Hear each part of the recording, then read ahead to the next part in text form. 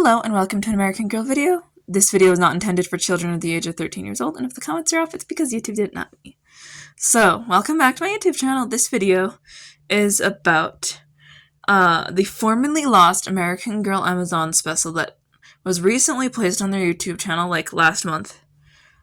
So, for those who don't know, here's a little bit of background. An American Girl Story, Melody 1963, Love Has to Win, released on Amazon Prime on October 21st, 2016, and was not. This has a great cast with reputable actors with a 48-minute runtime. Obviously, as we know, it was considered lost media for a while, but it was put back on their YouTube channel this year on February 22nd. And I guess that's a segue into talking about the film. Sorry if I sound weird, my voice. I'm coming down with some kind of allergy thing and my throat is weird, so I have to get this out though. The plot follows Melody, an African-American girl living in Detroit, Michigan with her mother, Frances, and her grandfather, Frank. Early on, it's shown that their town is facing some issues with racial injustice, and Melody is being bullied at school by white students after she had transferred there from her all-black school for better opportunities. A student named Donald is her primary bully, along with his friends.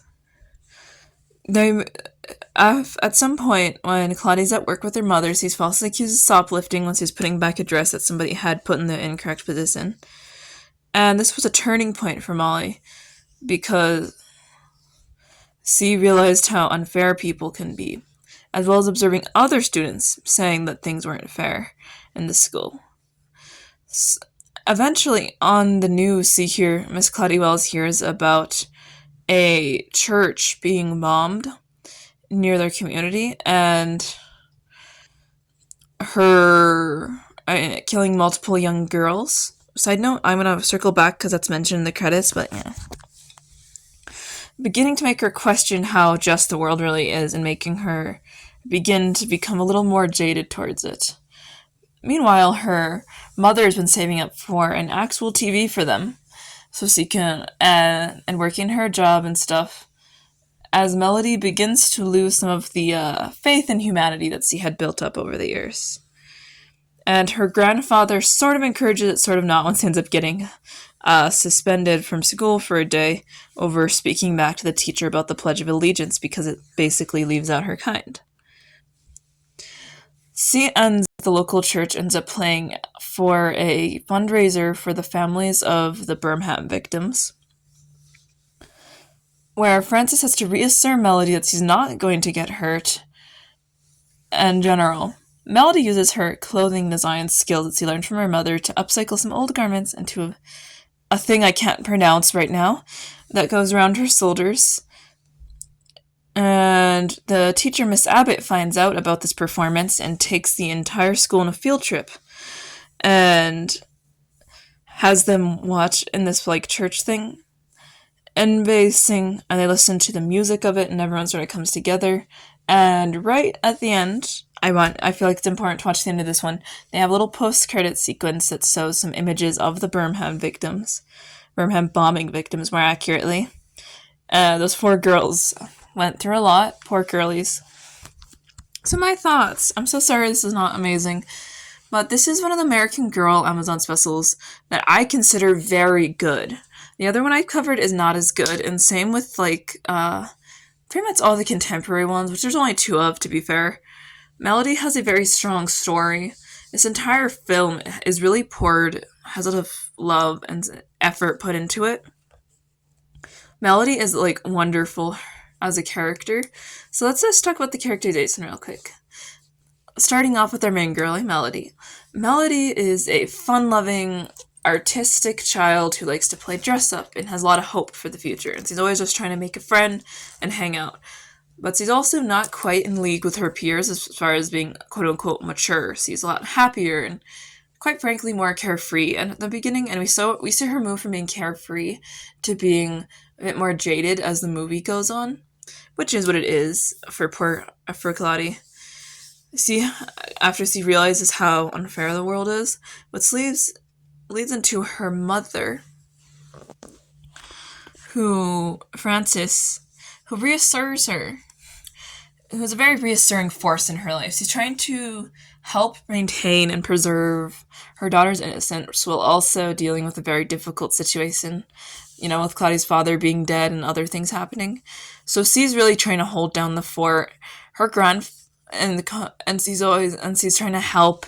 She had aspirations at one point of being a pianist. Someone who plays the piano separately, but once she had Claudia, it sort of disappeared. She couldn't really pursue it anymore. But she doesn't care because she loves her daughter. Now for the grandfather.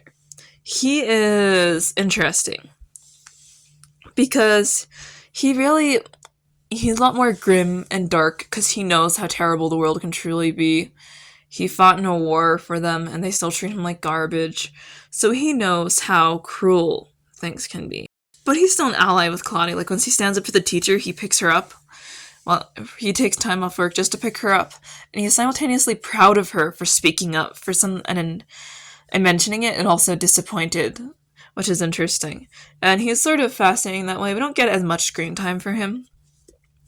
There are other characters. There's the bully boys and then, the bully girl, and all they really do is be racist. And they don't have a lot of screen time or meaningful development beyond that. But there is one girl, Trissa, and she was like a little white girl who's very friendly, and she wants to make friends, and she wants a dog, and she wants Claudia to come over and draw with her, which is so cute and wholesome. She really is a cutie. So, now that I'm done with that person, I'm going to talk a little bit about the cinematography, or just filming in general of this film. Because it's a bit weird. Everything has this fuzzy, grainy quality, which I didn't expect. But it's not as bad as the Z Yang one that they put up on their YouTube channel. I swear that thing's grainy as hell. But this one has far better sets, and the angles are better. And it has a lot more to it. I'd say that's definitely a better quality one, despite being a older one than Z Yang's. So I don't really know what was up with that. Next thing I want to go into real quickly is music. Music is a prominent feature throughout this movie. It helps highlight scenes like any other one, and there's also music that can be heard by the characters, and all of them are good framing devices around it, so it's pretty cool. There's definitely some themes of religious music, so if you're Christian, you probably like that. I believe in God and stuff, but it's not super relevant. I just think it's cool how they managed to incorporate how certain areas can be leveler, more of a level playing field, like the church Claudia goes to being a relative safe space, even though it's not perfect. And yeah. Basically, it's about lifting up the voices, in this case, of Black people.